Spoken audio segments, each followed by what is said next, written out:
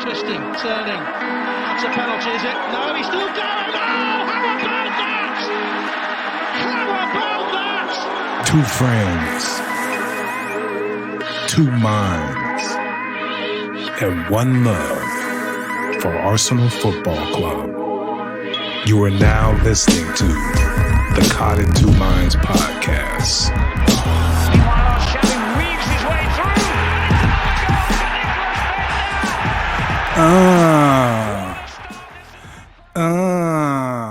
What's up, everybody? Welcome to the podcast, Caught in Two Minds. You know the deal. Two friends, two minds, one love, Arsenal Football Club. My name is E. Marshall, and I'm joined as usual by my co-host and longtime friend and a man who's been up since 4:30 a.m. watching Arsenal. Fitty Mac. Some dedication? Is that some dedication? Can he get a little pub? Can he get some pub? Shout out for that. I mean, I didn't get up. I was supposed to get up at 6:30 to watch the game, and I didn't. You know, I taped it and watched it about. Now the part that you didn't explain is that I often wake up about there anyway, so Right. Yeah, there's other things that go into that, but yeah, it's usually time to get up. Wait, let me think real quick. That is the theme to Alice. Early to bed, early to rise. I cooked and cleaned and went out of my mind. Going through a life with blinders on is tough to see. Okay. Sick. That was a throwback. That was my shit. We just showed our age. But who cares? Vic Tayback, one of the sickest actors of all time. You dingy. Sick. People don't even understand how big Kiss My Grits became. Right. They were making T-shirts and billboards and right. And she has some ass too. Hey, but Flo? You talking Flo? Not the prettiest broad on the earth, but there's something about her. Anyway, her attitude. Oh yeah. What are we talking about? All right, so Arsenal away at Villa. And we go down within the first 2 minutes of the game, and we end up losing the game 1-0. Pity. What'd you think about the lineups? Anything weird? I got a few things I wouldn't talk about as far as the lineup, but lineup wise, I kind of thought Abba was going to start today. That was one of my points, but yeah. And were you disappointed that he didn't? Or do you think he deserved to start over Pepe the way Pepe's been playing? You know what? Even despite the fact that we lost the last game, but then the game before that was the same front three again. Mm-hmm. Saka, Pepe, Lacazette, ESR behind him. I wasn't necessarily upset. I understood, okay, he's going with what has kind of worked lately, because even the game we lost midweek, I mean, we played well. Mm-hmm. They attacked well and things like that. But I thought he was going to start, but I wasn't I was upset. Right. I'm just glad. One of my things on managers is form should matter, and in this incident, the way Pepe has been playing lately, he's in better form. So I agreed with him getting a start over Abba. I did coming into the game, kind of thought that Abba would get the start just because a fitness issue, maybe rest Pepe. But he's in better form, so he gets the nod, and I like that. I thought that was good. Allen came in, the keeper, the Australian keeper. Oh yeah, Ryan. I'm sorry, Ryan. I say it? I said Allen? Yeah. Okay, my bad. Ryan came in for Leno, who received the red card. What does that say about Runnerson? Well, what it says is about Arteta's belief in Runnerson is absolutely nil. He's got no faith in him now. But it's like overnight. Like he made that one big mistake. I remember he played a Europa game or FA Cup game like back in like October, November, and we saw him play, and we were like, shaky. "Hey, man, he looks solid. Solid, you know." Great with the ball at his feet. You know, he looked like we didn't see him for like a month and a half, and the next time we saw him, he was just giving up howling. Yeah. That was I think the Ryan buy was good business. Yeah. I just, I liked Runderson. I thought, like you said, when he did play, he was confident and showed he has some talent. But I think he's way down the pecking order now, and deservedly so. Yeah. All right. Is so Ryan alone, or did we buy him? I don't know. I think I think we low. I don't know. I think it might be alone. What kind of fucking host are we, dude? I called him Alan and shit. So, if anybody knows the answer to that question, just hit us up on Twitter at CITM Podcast. Hey, let me see. Look, I typed in Alan again. I'm playing. While you're looking it up, I'll give you a review of Ryan. I thought he was pretty solid today. Had a handful of pretty good saves. I'll tell you what, he is strong, Pod. He's got strong hands. When he deflected balls, they were gone. No, yeah, he looked good. He made a couple good saves late in the second half, but he's on loan. We got him on loan from Brighton. He's a longtime Arsenal fan, an Aussie, and his name is Ryan, not Alan. Okay. If any, I'm just playing. All right, so clear that up, people. What about the okay? So first half, we come out the gates. We look a little sleepy-eyed, like Cedric makes a bad pass to Gabriel, and they score just like that within the first 2 minutes. Yeah, completely caught us off guard, but yeah. I don't know. I don't know. It's just one of those things, man. It was a bad pass. I'm just not going to put a ton of blame on him just because I thought Gabriel was miscommunication. I thought Gabriel should have been coming harder for that. I mean, he didn't pass it directly to you. He kind of passed it into space so you can run up to it and blast it out of there. But it's just at the very moment he went to touch the soft pass, Gabriel decided give it to me back here. Right, and kick it right to me. Right. And the other guy caught him off, I guess sometimes the guy's supposed to point where he wants it. Like, give it to me over here, and then Cedric's supposed to know where to put it. But it was just one of those situations early in the game. The game is just happened, going. And it felt at that time, even though it was so well, through the first, 15, 20 minutes of that first half, it felt like we kind of were in some trouble. Yeah. Villa just seems,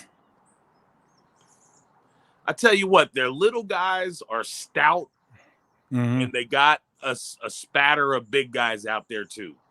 Right. And they just seem to be physical, but their little guys can run. So, they stretch you too, And they got a little technique to them. They can kind of pass it, keep it, and move. They got some quality and Grealish. But, they just look, I'm not trying to be a jerk when I say this, but they look like, a better team, early, throughout that first half. I myself all game to try to dispute that, but they're very comfortable in their own skin. Exactly. They just play their game that they all kind of understand what they're doing, and they just play their game, and it's not super exciting. No, but it's solid. It's solid soccer, Definitely. We the Ollie Watkins, the guy who scored the goal, the way he plays, his style would fit so good with Arsenal. The way we want to play, we need that type of striker, a guy that could do a little bit of everything. He's physical, he's quick. I saw him get on a few headers, direct. I'm not saying he's better than Laka. I'm just saying his style, that style of striker, the way he plays, would seem like a good fit for us. But anyway, kind of Darren Bent, like just he's just rough and tumble, just big enough to screen you off, and his hold up play was good, the whole 9 yards. What's going on with my beautiful lighting? Oh, got a little dark there. What happened? Hold on a sec. Let me see. Anyway, that is a trip. All right. So not really too much we can talk about in the first half. I say after that 15 minutes, I do feel like Arsenal kind of turned another gear and they started, kind of pushing some. And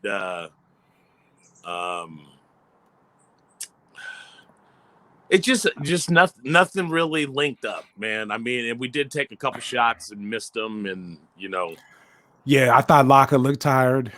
He's back to tired Laka. You know what I mean? I know, right? Just really didn't have that spark that that we've been seeing from him lately. ESR, I mean, his first touch is good. If you watch him throughout the game, like his little touches, beautiful. Like he gets it, but he really wasn't able to get the ball and be too dangerous. So yeah, the first half, Partey, just one of those games. The early game on a Saturday for Arsenal traditionally away is usually a rough one. You know what I mean? Like going back to the Wenger years, that's what everybody used to say. Oh gosh, early morning and in the Midlands, Arsenal away is going to be a rough one. And today just looked like one of those matches where. Yeah, actually, the other thing in the first half, the last thing I could say is towards the end of the half, I started thinking, you know what? Nobody better talk bad about my Rob Holding, man. Oh, well, yeah, that's going Rob is a player, man. I don't care what anybody says, man. He's a legitimate Premier League center back. Modern day center back. Modern day. And what's a shame is we don't get to see it as much as I would like to. Like he's very disciplined when he's defending, not to try the tricks or try to do too much. But when he's in the final third, I mean, he pulls out all his little toolkit. Dribbling. You know what? Louise, and his vision, like he spotted a couple passes in the final third. Hey, that's what I got excited about. Is he finally linked up on a few of those where he just put it up and over, and he was hitting his guy a couple times, and I was like, man, Rob, man, you're getting like it's all coming together to me. Yeah, no, I was gonna give him a shout out later on, but that's a good call. But I'll still give it. Louise, Gabriel, they're all kind of basically, long story short, I think we should be going to some short corners. Okay. Bring a guy over, let's go to a short corner, let's get our players shifting and moving a little bit, because even if a ball comes into Gabriel or Holding, I feel like it's still a legitimate chance. Like Holding knows how to hold a ball up for a second, look for a pass and find it. Totally. I think it would be a better tactic. Yeah, I think our because we got on the end of a couple of them. It's just that it was so much congestion in the middle. But no, I hear you. Yeah, some short corners, mix it up, get bodies moving. Totally. Yeah, but what's a trip is not only do the refs seem to be biased against Arsenal, but so do the announcers.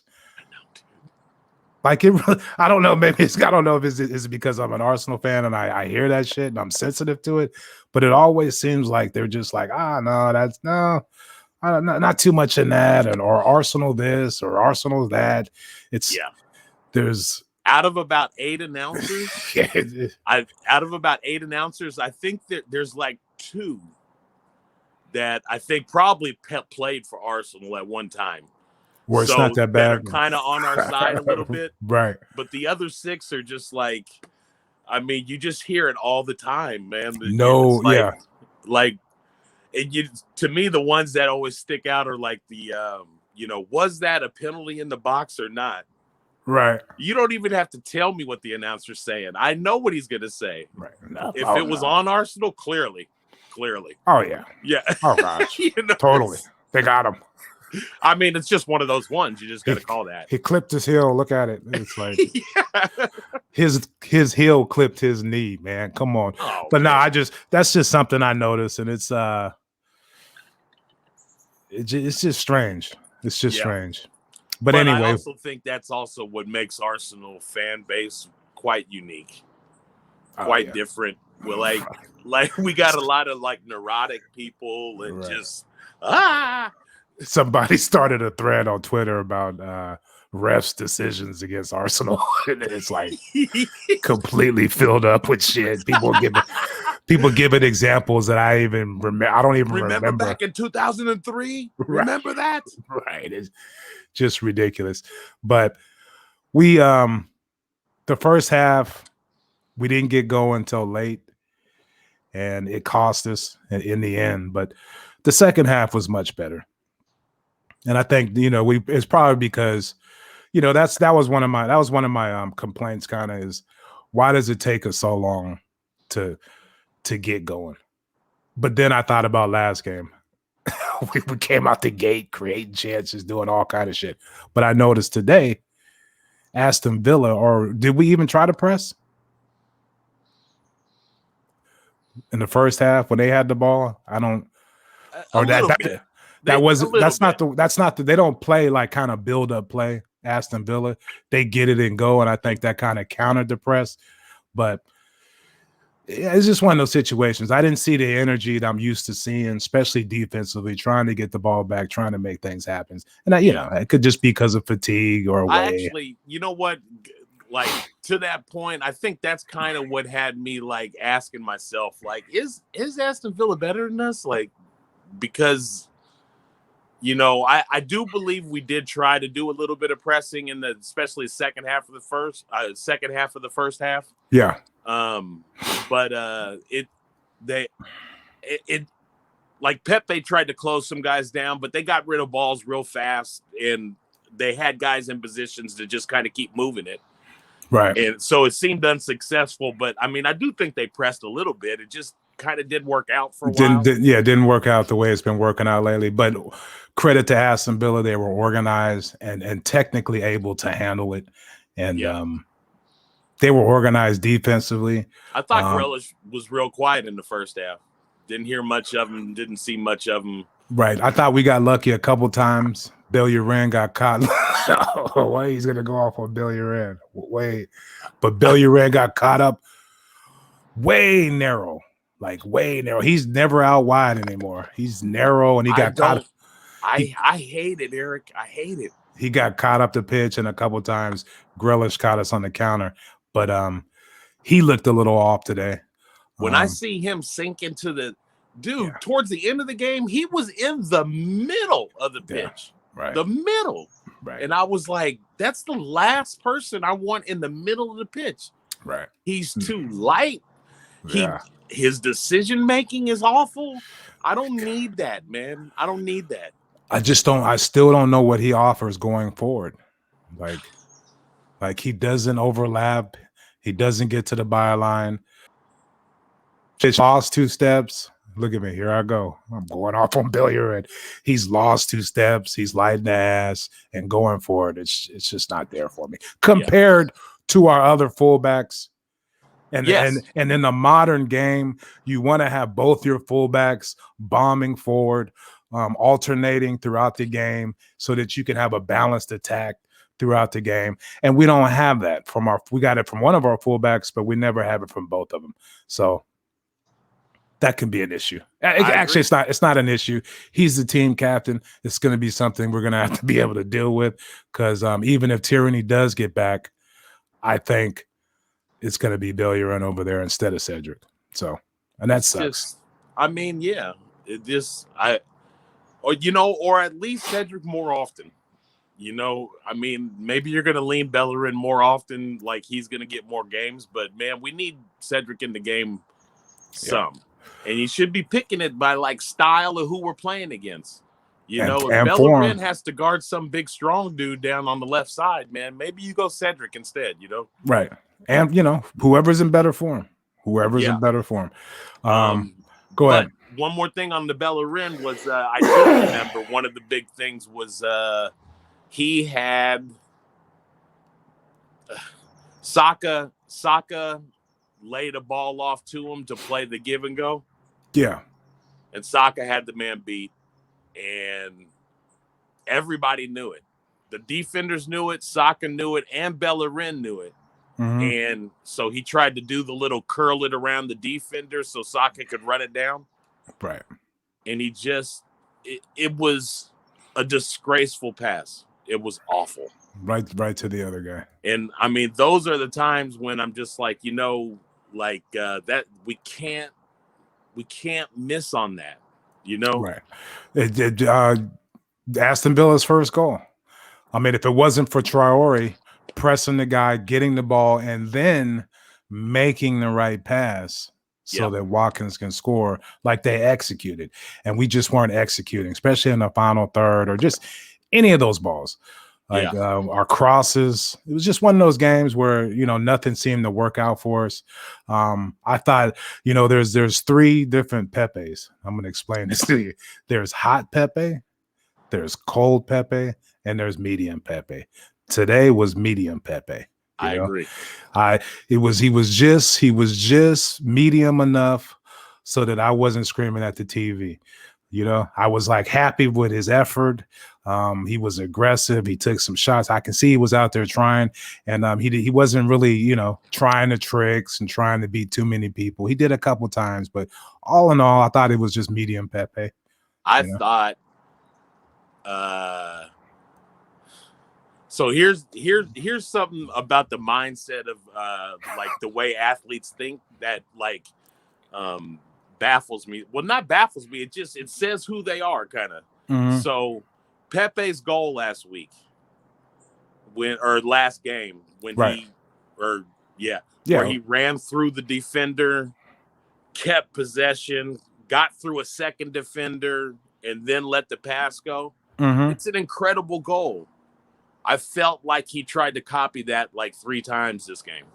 Really? Like when he received the ball out on the wing. Oh, yeah. There was a couple times. He faced up on the defender and then tried to come right at him to see how he was going to. And I'm just like. There was a couple times he could have made the pass. A player that imposes his will on the pitch. And I'm not trying to say Pepe should be in the same conversation, but a guy like Messi. Right. Is not going to give you the same thing when he attacks you every time. He picks and chooses his spots. I thought Pepe, you're absolutely right. I thought there was a couple times where he should have maybe slipped lockup pass. There was a pass to be made, and he was trying to get that shot off. After he beat a couple people, he would just fire it, and it's like when they showed the replay, there was an opportunity to maybe get it to Smith Rowe or Laka on a couple of those chances. Smith Rowe had a nice little run in the second half. Weavy little run, got a shot off. Hell of a block by that Mings dude. Yeah. Who's a big strapping center back. I mean, big dude, classy kind of. But pretty good too, man. Yeah, poor big guy. So we created way more chances in the second half. We played better. Who else? I thought I started feeling like we were going to get at least one and maybe two, just because I felt like the creativity out there was as good as we've seen this year in the second half again, where just the type of runs that were going and then the few times that they turned it on for 5 minutes trying to really push, I thought was very creative. A lot of the passes and the runs I was seeing were like, wow, that's what I want to see, Right. Saka. And they just weren't working out. We just did not put them away, nothing. Exactly. Saka at left back, he put in some tremendous crosses late in the second half. I was like, geez. Yes. I was like, he put in like 2 or 3 in a row, and I was just like, wow, this kid. When he brought in Abba, and I think he shuffled the lineup and he took off Cedric for Odegaard, and he put Saka at left back, and things started brightening up over there. That takes me to my. So go ahead. You remember I said this at one point. So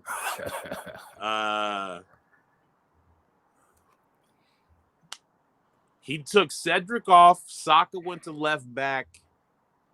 Odegaard came in, and ESR went to right wing.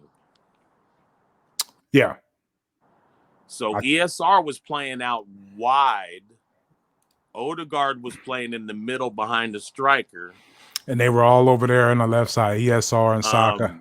Which was it's just a small point, but I've been making that point for a little while now. Like, I understand players have positions. Right. But when you have some players that are just physically gifted, like the way ESR can play with the ball at his feet, turn on somebody, it tells you in desperation times in a game, 20 minutes to go, we need a goal, that you can go like another creative guy on the pitch out of position. Oh, yeah. He could come out there out of position, but I think many managers get stuck on like this is why we continue to see Willian come in on the pitch. Because Willian comes on because he's a winger, and like not this game, but 2 games ago, I think when Willian came on, everybody was screaming like, "Why is Willian on? Why is Willian on?" And then when I looked at the lineup, we didn't have another winger on the bench. So, but for some reason, I'm taking a winger off. I have to put, it's Willian. No, you don't. Put Odegaard in the middle, put ESR out on the right. Let's go like this for 15 minutes. They're all interchangeable. They're interchangeable. Especially, That's how the players are, especially young guys. Well, especially in the attacking third, Yeah. And if you watch Wenger, the way he's, fools would just be all over the place. You know what I mean? Rotating in and out. Yeah. That's why when Ozil would, he used to get sad about playing out on the left when he first got to Arsenal. Wenger was like, it doesn't matter, dude. Run wherever the fuck you want to run, dude. Go, man. Be an artiste, create, do what you do. You know what I mean? It doesn't matter. Technically, yeah, you're playing out on the left, but do whatever you want to, But yeah, no, I completely get that. Pepe had a nice shot in the second half. Great save by Emmy. Emmy, here's the difference. I'll explain it right now. He has a calming presence for his defense. Yes. Everybody's calm. Yes. Everybody's relaxed. And his distribution with the ball at his feet, his passes his goal kicks are good, man. He hits people, the little line drive. I mean, that's all. I'm not saying he's better than Leno. I'm just saying, like, when he was with us, there was a calming presence. And he's showing his quality this year, and I don't care what any Leno lover has to say about it. And it's whatever. Leno's my keeper, but I'm just, this is just the point. The guy spent 10 years at the club. You read about him in the academy, you root for him, you hear about him. He finally gets his chance. He wins a trophy, and you're like, cool, man, we want him to stay. Yeah. But he goes away, and people get mad at you for still liking him or still kind of supporting him. It's like, it's weird. I think he's starting for Argentina now. The rise of Emmy is tremendous, and that can only be credited to Arsenal's development. Yeah, there you go. Come on. So, what else? Oh, Partey hurt again. Not good from an Arsenal historical point of view. Not good at all. I don't care what anyone says. I love the guy, but this isn't, this isn't good. It's not good, and it's starting to get disheartening, because when we say, okay, he's good to go, he gets to like 70 minutes and then something gives way. Right. And I'm just like, man, maybe they should shelf him for the rest of the year. I don't know, dude. But like, I mean, we can't keep doing this. Bring him back Right. 3 games later. He plays 75 minutes. Oh, he's got an injury. Like start thinking about taking him out, especially if we need a goal. I mean, what do you got to lose? Yeah. Bring somebody else in and let's try to get the goal. But I forgot. Go ahead. So, so then when Partey got injured, the last sub was bring Willian on, which meant now we have a wide player. So this is how we played after that. Xhaka in front of the back line, and Odegaard and ESR in the middle. Yep. And we were pressing. Right. Offensively putting on a lot of pressure on them. Right. That's what I was going to say. Offensively, we had the ball a lot more, and we were pretty much dominating the game possession-wise and creating chances down that left-hand side.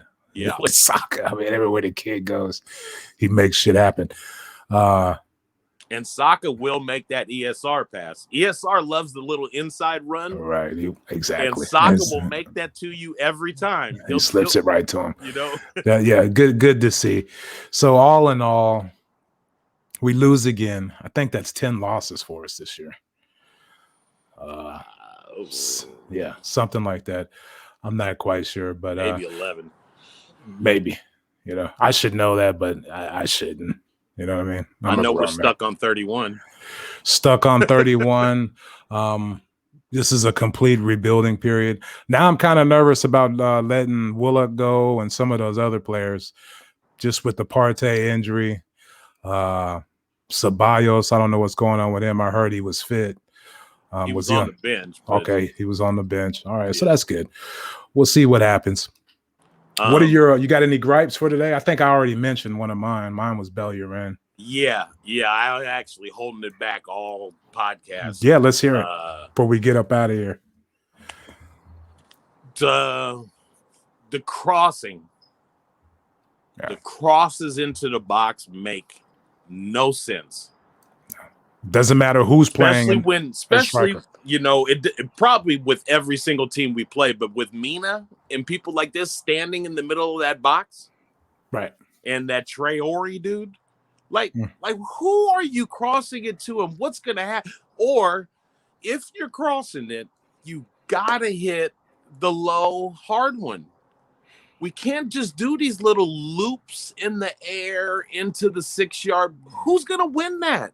On our team, like it's strange because if you watch Man City play, that's not their number one objective, to put crosses in the box. It's to get around that corner guy and then look V on the ground back to one of your little dudes that are like sliding into a position or something. Little backwards triangle. The crossing it has to stop. And I mean, at that point when they did so much of it, I got to put that on Arteta. Like that's part of your game plan, I guess, right? To just keep throwing crosses in. Well, when a team is packing it in, kind of the way they were, I mean, kind of. They were just defending. They had a lead, and they were doing the right thing. We don't have anybody that can really break them down in the middle of the pitch. So that's one of our options. But like you said, that whoever's making that cross, they need to get to the byline. They need to really try to force that, because just whoever we have at striker, whether it's Abba or Laka, that's not their game. No, it's not their game at all. So it's pretty much a gift for the team we're playing. And I mean, the mindset makes it say like, well, we're not even playing for the header into the goal. We're playing for like the rebound or something like that. But if you're playing for the rebound, then my suggestion is throw in low hard ones. Right. Get a deflection. What happens with the ball after that is something that we probably do have a skill at. Reacting to a ball, grabbing it, and getting a shot off them. But to just loop them in there is just ridiculous. It's just like a waste of time. Chance. A waste of time, especially if Bellerin is putting them in. Waste of time. Yeah, I had to get on Bellerin one last time. Anyway, you got a man of the match. I said Holden showed some class today. in the final third. I would give it to Holding, man. Couple nice passes. His defense was good, solid. Well, and when we were searching, Holding kind of had some answers. He gave us a few opportunities that, just didn't end up working out anyway. But Odegaard got to make that shot late in the game. He Saka, I think, just made a beautiful pass to him. He didn't even have to take a touch, and he fired on it, rolls in. So just a tough couple games. Morale was down. We'll see how it goes. We got who we got coming up? I think we got Leeds, right? Leeds, yeah. Leeds on Sunday. Valentine's Day, we got Leeds, and we know how they are. They're gonna full throttle, coming at us, going forward. So we'll see how we manage. But yeah, anything? Oh, I actually already said that. So yeah, I mean that's about it. You got anything else? Man, it was a good day. I had to clear my mind after. Went for a 3-mile walk this morning. Good times. It's getting beautiful in California again. Can't beat it. Like 65 here in Dallas, Nice miles, summer. You know how we do it. It's going to be like that today here. So, But, it'll be colder there. Trust me. Right. We'll be going nice warm day. Still wearing a sweater. Right. Well, anyway, I want to thank everybody for the support and just let you guys know we do most of our damage on Twitter at CITM Podcast. Join us for the banner. We got links to all our podcasts, wherever you want to find it. Just go over to at CITM Podcast. Also, if you like watching the show, head on over to YouTube. We got a YouTube channel, Caught in Two Minds, and we usually get the show up early. You can see how round my head is. We usually get the show out early on YouTube. But other than that, yeah, if you're liking the show and you're enjoying the show, give us a review or share it, spread the love. Come on. I mean, give me a break. I mean, what are we doing here? Anyway, thanks for the support and peace. Peace. Twisting, turning. That's a penalty, is it? No, he's still going. Oh, how about that? Thank you for tuning in to Caught in Two Minds. Please head on over to iTunes to subscribe, rate, and review. All feedback is much appreciated. And be sure to follow us on Twitter at CITM Podcasts, at Guna Rush, and at eMarshall Comedy. The music of this podcast is brought to you by Statics. If you like what you hear, please head on over to staticsmusic.com and be sure to follow them on Twitter and Instagram at Statics Music. That's STATX Music. Peace.